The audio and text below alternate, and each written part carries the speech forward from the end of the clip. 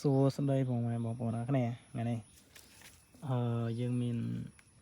សម័យឬក៏ស្គប់M9 បាទបើសិនណាបងចង់បាននេះអាចទិញតពីខ្ញុំបាននេះខ្ញុំប្រើផ្ទាល់ទំប្រើបានប្រហែល2ថ្ងៃទំមកមើលចិនដូចគ្នាតែបើបងប្អូនចង់បានអាចទាក់ទងខ្ញុំបានខ្ញុំគិតថាលក់ដែរហ្នឹងលក់តែស្គប់ទេបើបងប្អូនចង់បាននេះអាចសួរនៅក្នុងក្រុម description YouTube បាន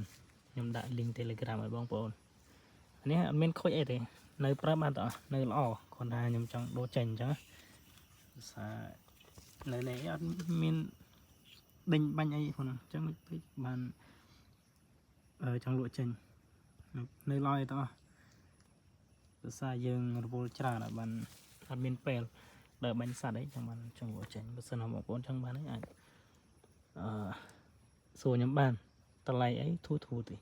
ដូចតែគេដូចតែឯងដែរបាទអរគុណច្រើន